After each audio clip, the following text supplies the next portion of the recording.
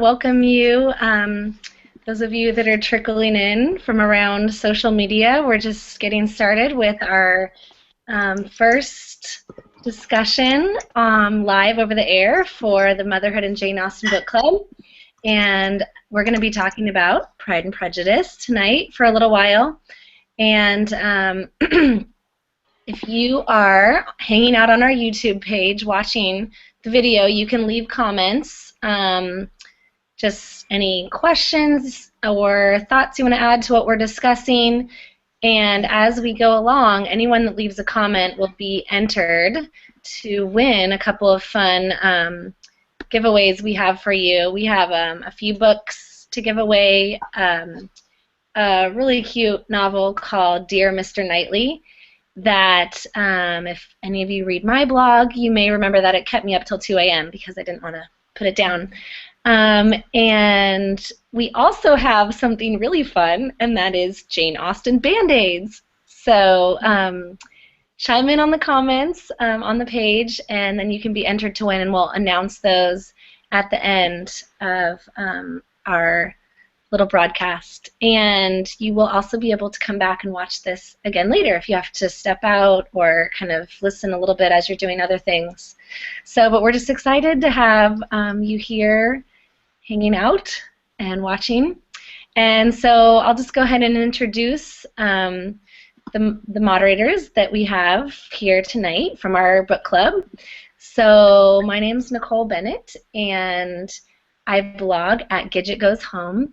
And I started this group because I thought it would be fun and interesting and novel to reread all of Jane Austen's novels, but this time through the lens of motherhood, just kind of seeing how they come through differently to me at this stage of my life. And I've read them all in the past, but some many years ago, and so I've been looking forward to just having them all read in a short span of 1 year, and then also just having a new perspective to look at them with.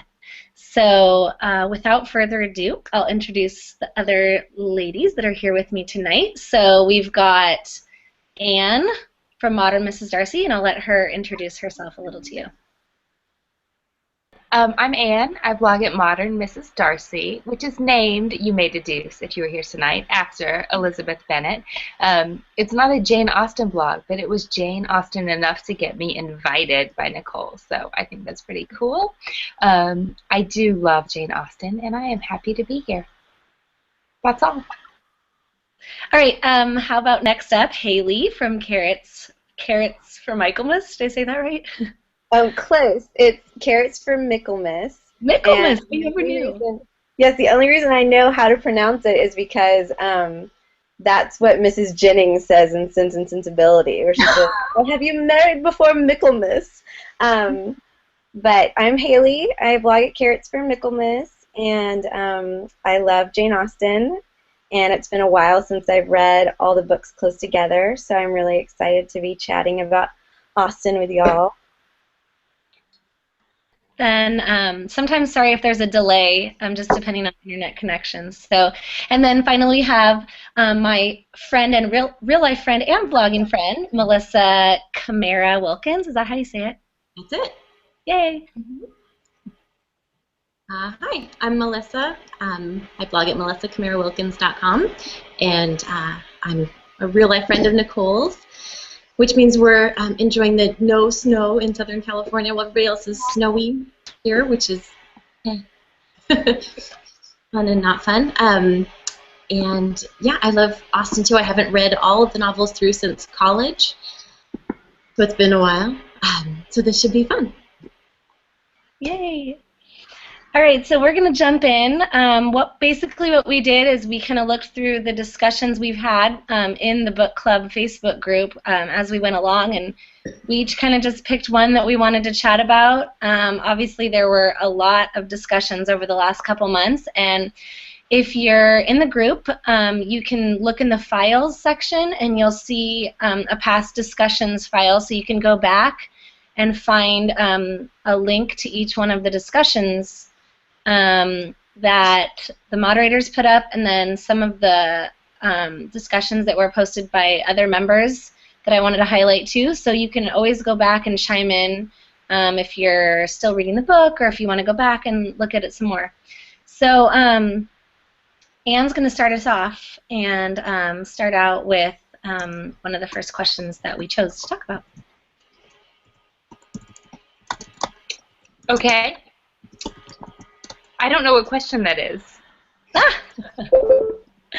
Okay, well, I'll just go ahead and ask all of our questions, and then I'll let the moderator that chose that one go ahead and answer first, and then we'll just kind of discuss from there. And if anybody in the comments has something else that they want to add, you can be putting your comments up, and we'll see if we can get to that as we go. So the question that Anne brought up that I really loved was that even though Mrs. Bennett is the character we all love to hate, and we talked a lot about her in the book club, her scheming works, and it gives us the happy ending. So the question here is, what is it exactly that makes Mrs. Bennett so repugnant? And is it her schemes or the tactless way she carries them out?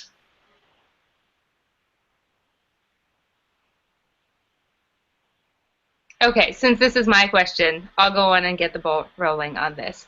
And someone pointed out to me that even though Mrs. Bennett is just outrageous in all the most horrible, love-to-hate ways, it works. Like, her schemes work. The boy gets the girl. It's happily ever after for at least 2 Bennett sisters. And I was really shocked the first time that was pointed out to me that it works. Like, even though we don't like her endeavors do end up creating happiness for her daughters. So I was just curious to hear if everyone else had noticed that, because I read Pride and Prejudice at least 5 times before I realized Mrs. Bennett had at least one redeeming quality, which was the happy ending she secured on behalf of her daughters. And what you think about that, if that redeems Mrs. Bennett in any sense for you. I guess I'm not sure if the happy ending is because of her endeavors or despite them. There is that. Certain things like, wanting Mr. Bennett to go and introduce himself so that all the daughters can get introduced, that makes sense and kind of follows along with protocol of the day for courtesy and how things were done. But then so many of the things that she's trying to do end up maybe not necessarily backfiring, but weren't necessary, like sending Jane on the rainy day on horseback, where Bingley already liked her a lot, and it just seemed to impress upon his sisters how kind of unconscientious the Bennets were, that they would come over and stay and all descend upon them. But that's interesting. I never thought about it that way. I never really thought about Anne's question before either, because I think I definitely thought it was more of an in spite of thing. But I mean, she definitely was kind of scheming it all along, and it is interesting to see how exactly what she wanted happened, despite her complete lack of, social decorum and all of that. So I think for me, that's more the big flaw with her, is just the way she went about doing everything. Mm-hmm. Mm-hmm. I think for Elizabeth especially, it had to have been in spite of her, because she wasn't scheming to get Elizabeth and Darcy together. And in fact, at the end, she apologizes to Lizzie and says, "Oh, I'm sorry I'm making you go on walks with him, but it's for Jane." And so I think it all kind of happened, under her nose, but thankfully in spite of her, in spite of her silliness. And I think that really is her biggest flaw, just this silly childishness, where she really acts like a grown-up Lydia that doesn't seem to have any sense of reality. Good question, Anne. Yeah, so let's move on. And the question that Haley brought up was, how does Mr. Bennett's neglect contribute to Mrs. Bennett's flaws and parenting failures? So as we were just talking about her flaws, and we think about him as her husband, how does he have an effect or not have an effect on her?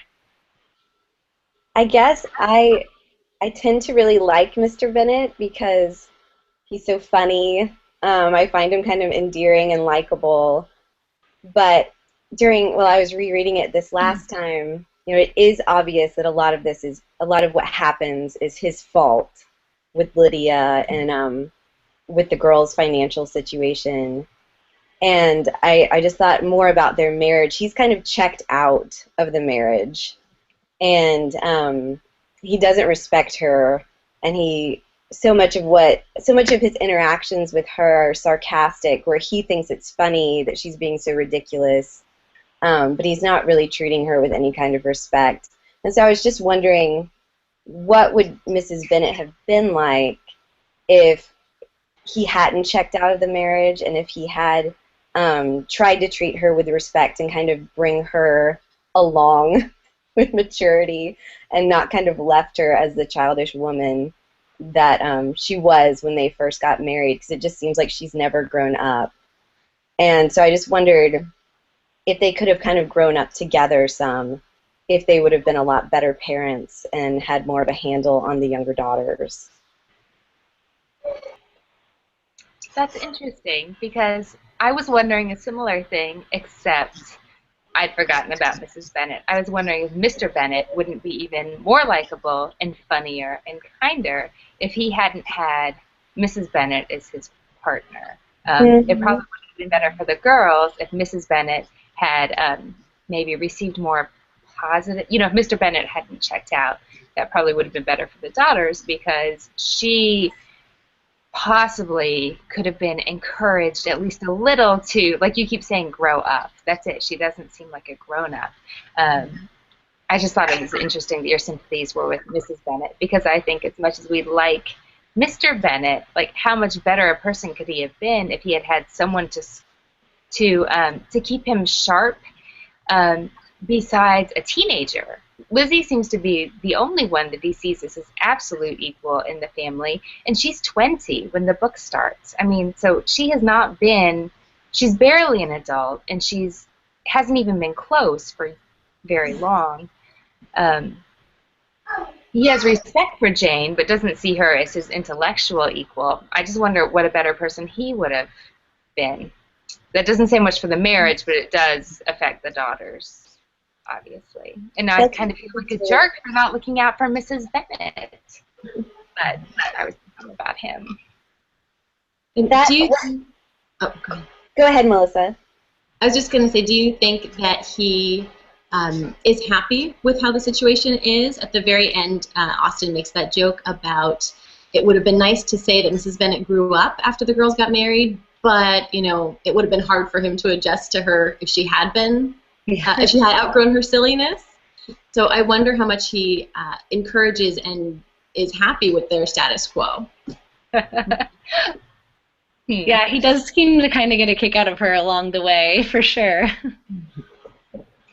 Although I like to think that sarcasm is a coping mechanism, not as a desired state of being. Right. What you said, Anne, or go ahead, Nicole. No, go ahead. Just what Anne was saying about both partners in the marriage, it made me think about the very, very beginning of Persuasion, which we haven't read in the book club yet, but it's the very beginning, so it won't be a spoiler. Anne in Persuasion, her mother's dead, and it says that if her mother had lived, she was such a wonderful woman that her father would have been a much better man and would have been a much better father. And kind of the lack of his superior spouse really contributed to a lot of his flaws, that he could have been a lot better. And so I think that could be true of Mr. and Mrs. Bennett, that if they had been married to a different person, they might not have as many of the same flaws. So after we finish reading the 6 Austen novels, we need to have the Motherhood and No, marriage in Jane Austen book club. Ooh, Clearly, interesting. there's a lot of material there. Yeah, totally. And what I'm thinking of, even just looking at how Darcy and Elizabeth really help each other mature and overcome their character flaws and, become better people as a result of, kind of iron sharpening iron. And we definitely don't see that with Mr. and Mrs. Bennett, so that would That's a help. great point. And of course, what it makes me think of is, are we going to see, or would we see, a complete repeat of this with Lydia and Wickham? I mean, it seems Yes. like they're headed down the same exact path as far as that marriage that's just like the husband checked out and all that. I think both of them are marriages that aren't built on mutual respect. And because of that, that contributes to a lot of the problems. Definitely. Is it ever explicitly said that that impacts Lizzie's view of who she will marry and why? I can't think that it is, but I'd have to think that would make a difference. Doesn't it say somewhere something about, I'm trying to remember how it was worded, but I think it's talking about like marital felicity, and Elizabeth is thinking that I know what the other looks like I know what the other side looks like, as if she knows her parents' marriage is bad and she doesn't want the same thing. But I'm not sure exactly where it says that. I'm thinking it's sometime after she's talking to Mr. Bennett about Lydia going, but so don't quote me on it, but I think it's in there somewhere. I mean, even if it doesn't explicitly, we see her when she talks to Charlotte about what she's looking for in a marriage, and you can't help but think that that's played into, her lofty ideals of a marriage based on love, because she's grown up around one that wasn't like that, or at least not that deep type of love that helps transform you into a better person. Because obviously, Mr. and Mrs. Bennett do have, an affection for one another, but it's still, after all those years, just seems pretty superficial. Were you the one on the Facebook page that brought up that Charlotte is pregnant in the book? Yes. I totally missed that after like a million rereads, so I was so glad that you pointed that out. Yeah, I love that, the Mr. Collins line about he's expecting an olive branch, as only Mr. Collins can do, especially in a letter that's supposed to be all about Lizzie, and he brings it back to his own expectations. Right. Yeah, this is totally off topic, but I mean, as I finished the book, it's like his letters just got more and more like absurd, and there's the point where, Jane Austen doesn't even comment at all on one of the last letters. It's just in there, and then it just moves right along. It's like, no comment needed. Is it the one where it was like, it would be better had Lydia died than the current situation? Oh yeah, she just sneaks that in there, like, yeah.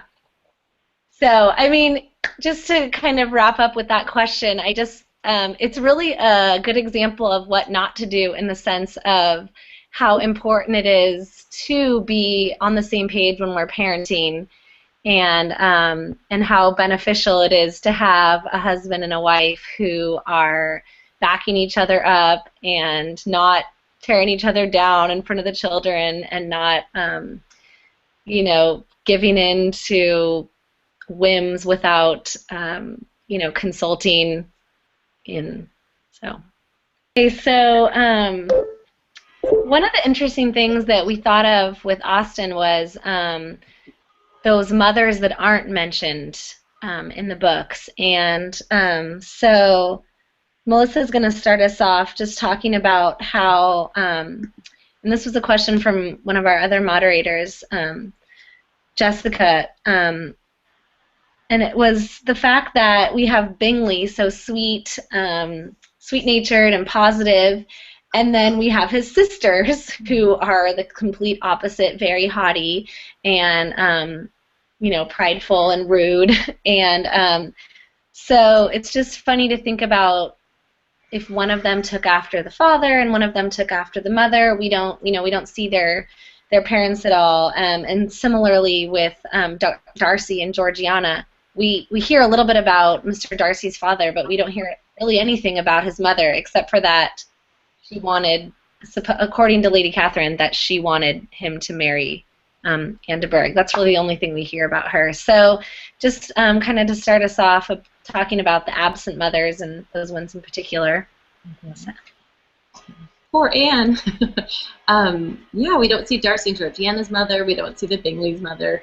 I wonder about Mrs. Bennett's mother, now that we've been talking about poor Mrs. Bennett and how silly she turned out. But I was noticing how many substitute moms we do see in the book. Georgiana has Mrs. Young, who's her sort of substitute mother there, and then that obviously doesn't work out. But at the very end, too, we get to see Elizabeth kind of be a substitute mom for her, teaching her what it can be like to be a partner in a marriage. That was all new to Georgiana. At the very end, we get to see Jane and Elizabeth finally shaping Kitty for the better, getting her out from under the influences of Mrs. Bennett and Lydia. And I actually found that all really encouraging. I think that that Jane Austen is maybe showing us a little bit about nature versus nurture there, that some of them are born sweet-natured, like Jane and even Elizabeth, but that the others of our characters their nature can be nurtured a little bit, and we can see them improve over time with good influences of other mothers or other older sisters, or other good influences. We do see Elizabeth trying to get Mr. Bennett to check Lydia, like as though she really does believe she can be saved if there were finally some influence on her, just that the absent mother doesn't doom her. But that obviously doesn't work out for us. And this week we all talked about our favorite Mrs. Gardner as substitute mother for Elizabeth. And yeah, what do you guys think about the nature versus nurture argument there, as we're seeing so many of the children grow up without mothers or in changing situations and see their personalities change? Well, it seems that Austen thinks people are born with certain temperaments. Like Jane just seems to be this sweet-natured. She was just born darling and sweet and caring. And Lizzie's born playful and vivacious. And so it definitely seems like there's a lot of nature there. Lydia would always have been really outgoing and a little bit wild, but maybe with different parents, she wouldn't have gone down the path she did. That's a really interesting thought, Melissa. It makes me wonder, I don't know much about Jane Austen's mother, but she has so many absent mothers that I'm just curious about her experience with her mother. I've read that she and her mother and sister were all really close by the time she was writing and publishing. So maybe not a reflection of her own mother. We can hope. Hopefully. It makes me really hopeful as a parent and also really depressed. Like, looking at Pride and Prejudice, I can see how clearly Lizzie and Jane's parents didn't ruin those girls. You could say that about the other three, but I don't know if you'd be right based on how Lizzie and Jane turned out. Nothing they did, like, destroyed their character, their hopes for their future. But on the other hand, nothing they did for Lizzie and Jane, like, really set them on the path to, freedom and success and self-knowledge and all the good things you dream of wanting for your kids. So as a mother, I think, oh, thank goodness I can't ruin my kids. But I also think, well, all this talk about molding your children, like, to be people of character, that seems kind of like an exaggeration if you look at the Bennett family. I'm not sure what to take away from that, but maybe it depends on the day. I kind of wonder, at least with the Darcys and the Bingleys, if there was a gender issue there because um, I don't know, like it seems like boys and girls were treated really differently as children, I'm guessing, and so I mean, I guess both the Darcys turned out pretty good, so maybe they had two good parents. I don't know, but as far as the Bingley girls and Mr. Bingley, maybe maybe the girls had a really bad governess, or and the boy spent more time with his father. I'm totally just speculating, but you have to wonder because she did create these like polar characters, within the same family, which definitely I think is a proof for her theory of temperament that some children are just it's in their nature to be, a certain way. And even if they're given the same nurturing, the same upbringing, they're going to turn out differently. And I mean, we see that a lot with families, and you're like, how did that happen? They had the same exact parents, and one went this way and one went the other way. So, I mean, I definitely think there's a balance between the nurture and nature. You have to look at both sides because it really can't be just one or the other. One commenter on the Facebook page mentioned the idea of maybe Mr. Bennett just gave up halfway through their child rearing, so that like Lizzie and Jane kind of got the best of their parents, like trying to mold them into virtuous people, and then by the end he was just in the library and he was done. I thought that was interesting. I just never thought about. Yeah, well, you have to wonder, at the end of the book, it talks about, towards the end, how they just kept thinking the next one would be a son. They just kept thinking the next one would be a son. And so, that might have been just that. We've talked about him checking out of the marriage, and maybe in the parenting, too. It's like after the first two, and then it was another daughter, and he was just like, I can't do anything here. I don't know. Well, shall we move on to another discussion point? And this kind of goes right along with what we were talking about. So when we look at Lizzie and Jane and we see that they were what we might call, the successful ones of the family, and it's definitely not because of their parents, I would guess, unless, Mrs. Bennett was really different, 15 years ago when she was raising the girls, but we can probably assume that that's not the case. So if it's in spite of their parents, does that, encourage us, relieve us as mothers, or does that disappoint us? And I think Anne touched on this a little bit, but for me it definitely leaves me feeling relieved that, as much of a responsibility and a big undertaking it is, a calling to be a mom, it's not all in my hands. It's not all up to me to completely form these children into these, wonderful people that I'm going to send out into the world. So it gives me a little bit of a sigh of relief, like, okay. And I mean, I tend to just say, God is sovereign, and I'm going to do as good as I can, and, commit them to him and send them off. But I mean, reading the way Lizzie and Jane really turned out to be wonderful women despite their mother, who was not a good example for them, it definitely encourages me. So anybody else have any comments on that one? Well, I like to think I'm not a Mrs. Bennett, so I'm hoping my kids will turn out, despite my flaws, and maybe also because of things we're doing, maybe those could work together. So I guess I'm hopeful reading it, but maybe only because I'm not a Mrs. Bennett. I don't know. Maybe that bar is pretty low that we can get over there and say, well, we're doing better than that at least. Yeah.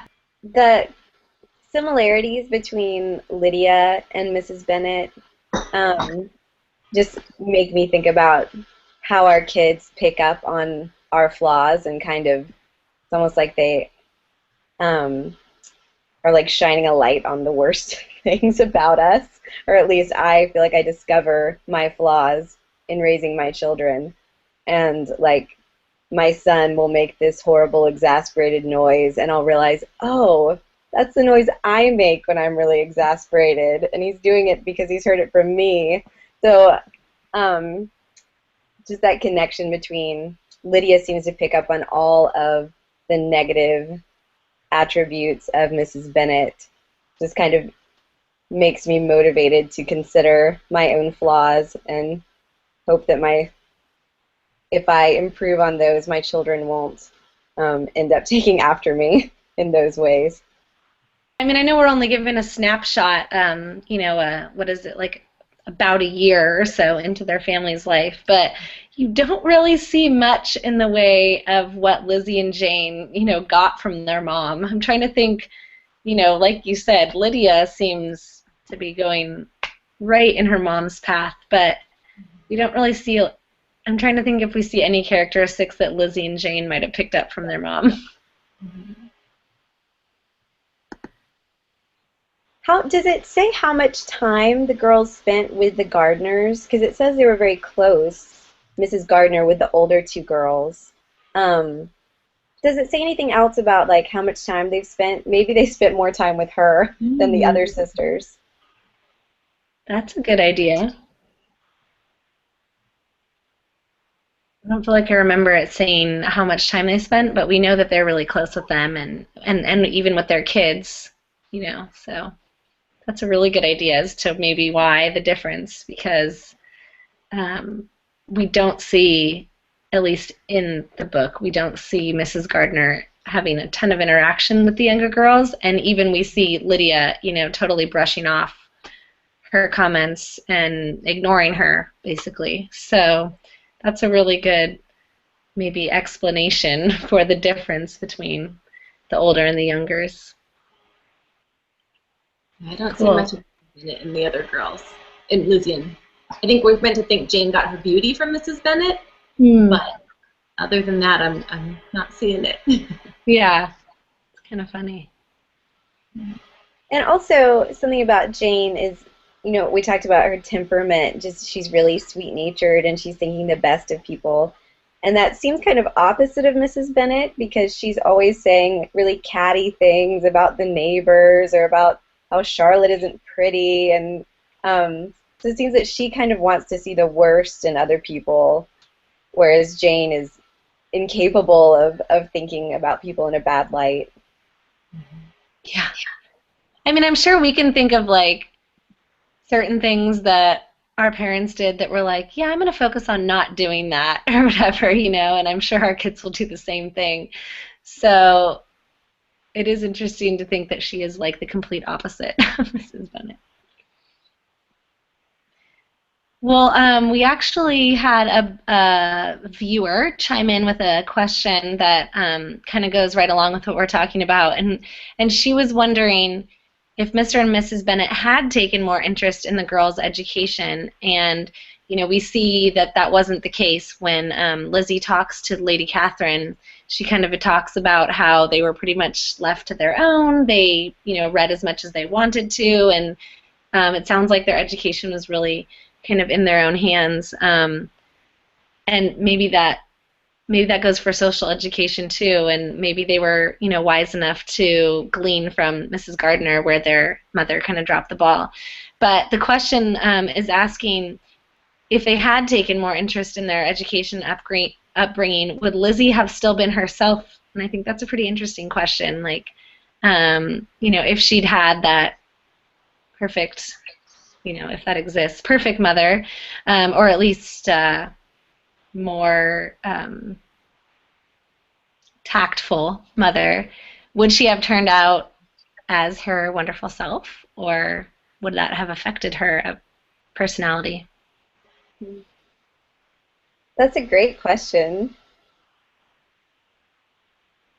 I wonder if, because she's very witty, she's not, she's tactful and witty, so she's not rude or socially awkward or anything, but I wonder if she would have been as vivacious if she was taught kind of the social airs of the Bingley sisters. if that would have made her affected in a way that she is not in the book. I don't know. That's such a good question. I wonder if it would have helped with that beginning stage with Lizzie and Darcy, where she just can't stand him. I wonder if she'd had some other guidance, if maybe she would have learned to look past her initial prejudice earlier than she did on her own. I was thinking exactly the same thing. And I have to say that I just reread the Pride and Prejudice chapter of a Jane Austen education before tonight, so I have that ringing in my ears. And if you haven't read that book, it's so good. Read it. It's a Jane Austen education by William. It starts with a D. I couldn't pronounce his last name for anything. But one of his points is, to give credit where credit is due, is that Lizzie just needs to grow up. Like, she's grown up as a Bennett sister, like the smartest one in a house with her dad, who never challenges her, who thinks she's brilliant. So when she sees Darcy, she has full confidence in her own wit and judgment and the strength of her own opinion. And just like you said, Melissa, like, she thinks she knows exactly what he's about, and she never doubts herself, when she should have doubted herself. I wonder if Mrs. Bennett had been a better parent, assuming the parents actually do make a difference, that, that the kids don't just succeed in spite of whatever the parents do. If she wouldn't have been a little more mature, and if she wouldn't have had that horrible moment after the first proposal where she calls herself all kinds of horrible things, stupid and blind and prejudiced, and maybe there wouldn't have been a book if she had had a better mother. Yeah. True. I'm glad Mrs. Bennett is fictional, or else I might be, I don't know, shaking my fists right now at the sky. I wonder, or thanking my lucky stars that she was such a terrible mother. So I'm glad she's fictional. I wonder if Missy... Oh, You go ahead, Melissa. I was just going to say, I think it would have been helpful in the Wickham situation as well, where Elizabeth just was bent on Wickham for far too long, when there were cues that she could have really been thinking differently about him much sooner. And her upbringing could have helped with that too, I would imagine. Yeah. Yeah, when a lot of that was just growing up to know, nice men don't always, tell you what you want to hear.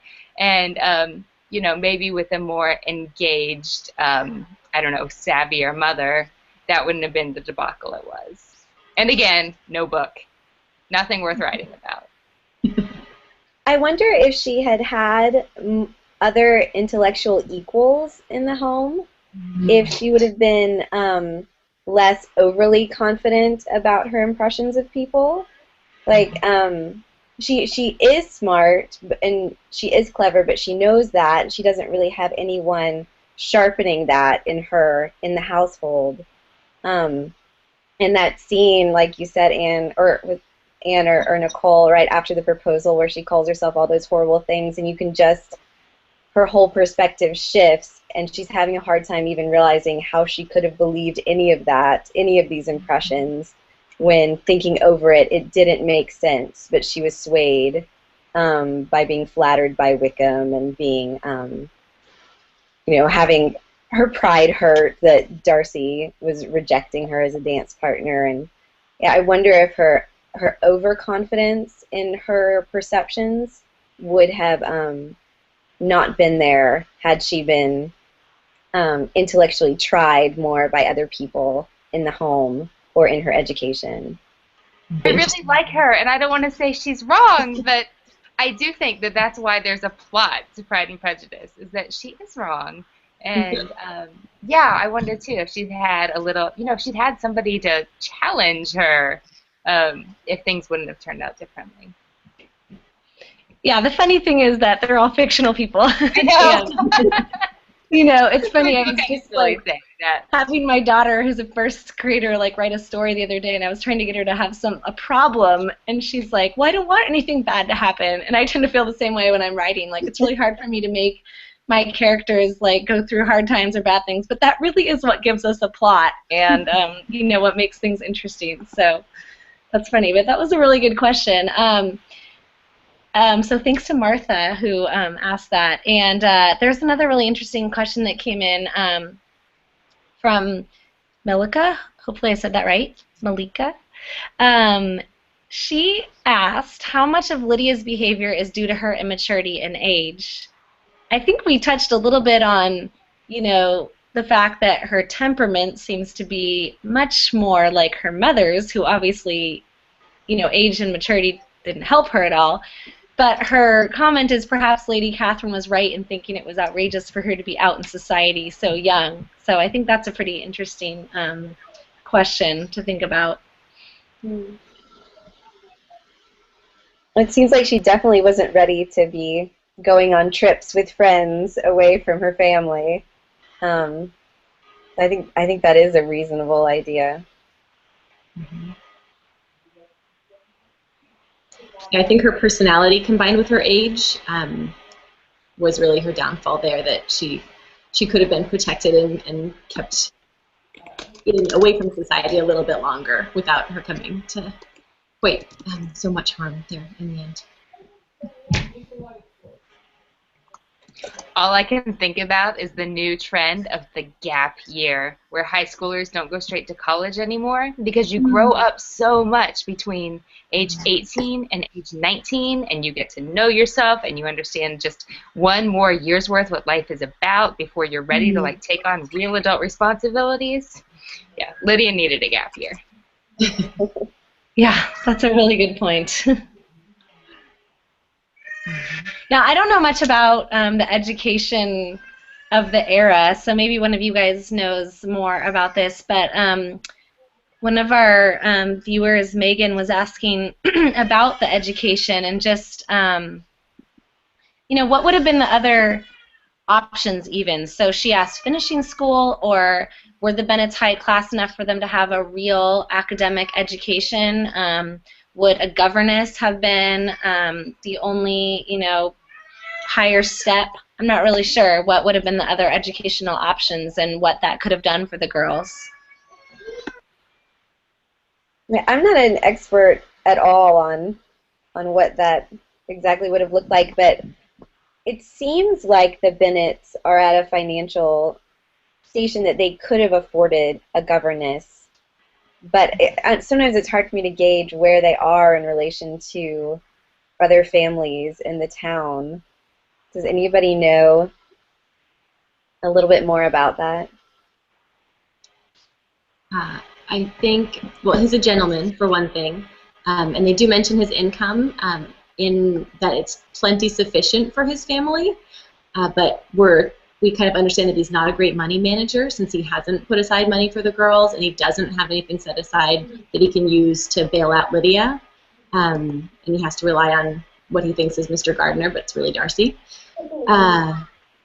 So, yeah, I think for sure they could have afforded a governess. I think if they had wanted to educate the girls in that way, it would have been governess and maybe tutors for some of the more detailed womanly arts that they talk about, the Bingley sisters talk about. But I don't think we're talking about sending them off to school or anything of that sort. Why do you guys think Mrs. Bennett didn't choose a governess? Yeah, that's a good question. She obviously wasn't very involved herself. So my gut instinct is just to say that, she put all of her eggs in the marrying wealthy husband basket. But you would think she would want to prepare her daughters to get chosen by, said wealthy husband. But it's almost like, maybe education wasn't as much of a focus because she was so, blinders on, single-mindedly focused on that, even at a young age. I don't know. Speculation. Well, let's kind of wrap up. I just kind of wanted to ask what your most interesting takeaway as you read this through the lens of motherhood. I'm in the lens of motherhood right now, as you may be able to hear. Just what was the most interesting thing you took away reading it this time through, whether it was, I think for all of us discussing it wasn't the first time, but it might be fun for the people who are viewing and commenting to kind of chime in, even if it was your first time reading it, or If you've read it many times, what was the thing that you took away differently looking at it through this lens? I think sometimes I forget how scandalous Jane Austen novels are. Um, and I recently watched the what are they called? The little YouTube videos where the Lizzie Bennett Diaries, Yay, love that. and which I thought they did pretty well with. I had a few issues with them, but for the most part, I thought they were really fun and kind of brought it into contemporary times well. But watching those reminded me of how scandalous what Lydia does is, and just how earth-shattering that was for their entire family, and how bad it could have been for all of them if Darcy hadn't stepped in. But I guess, with beautiful costuming and things, we just forget that there are really scandalous plot points, and yeah, there's always new things when you reread them. Yeah, and as a mother, you think, oh my gosh, if something that dramatic happened in my family to completely like threaten the future of my children and my own well-being being taken care of, like that's pretty serious, pretty dramatic. Mm-hmm. For me, I just really noticed the precariousness of the mothers this time around. That if something happened to Mr. Bennett, Mrs. Bennett's not likely to remarry at that age, and there's really no one to take care of her until the end of the book when the girls do get married. And even if nothing, happens to her, she has that entailment hanging over her head, and there's just not a lot she can do. She doesn't, have anything really to do to help secure her own future other than the girls' marriages, which she doesn't really help that much with in the end anyway. But just looking also at the absent mothers too, how many of them died in childbirth, like between the health possibilities and the not being able to really affect your own future possibilities beyond your own marriage. I was just really noticing how delicate of a situation the mothers are in. Yeah, definitely. And I think this is the first time it has ever occurred to me to read this as a coming-of-age story for Elizabeth. And that's still not like a description I would put on the book, but as I get more into my 30s and I get a little bit of distance from the actual heroine, I'm able to see more how she's just growing up and some of the mistakes she makes, and the reason that there's Pride and Prejudice is that she's a kid who's turning into a woman, and she has that whole big speech after the first proposal about how she never knew herself until she saw herself reflected back to her, and I just did not get that when I read it when I was her age. I wouldn't call it a coming of age novel, but I don't think it's as big of a stretch maybe as I would have thought 10 years ago. yeah, totally. Great point. I love that part when she says, I never knew myself till this moment. Such a turning point, and yeah. Yeah. Go ahead. Oh, just bad stuff happens and you grow up or you don't. It's Jane Austen in 1813, and yet, if you look around, I mean, I think everybody can relate to this. If you look around your peer group, there are people who've always had it easy and people who have really had to struggle. And, when you face those bad, when you see yourself reflected back to you in a really ugly way, you can either put your head in the sand, say, Lydia, or face up to it. And I think that's what we see with Lizzie and Darcy. And I just think it continually fascinates me how fresh a novel like Pride and Prejudice is, in 2014 America. But I think that totally applies today. Yeah, you really, I feel see the timelessness of it when you go into it with, I'm going to look at this through different eyes this time, and through a different stage of my life. So it just kind of gives it a new life for sure. And for me, just kind of going back to what we talked about earlier, I just kind of took away looking at all the dichotomies between the different characters and the families. Just the idea that we can only do so much as mothers, and it's not like we bear the complete burden of our children's character and futures on our shoulders, because they are people, they have free will, and they make choices. Some are good, some are bad.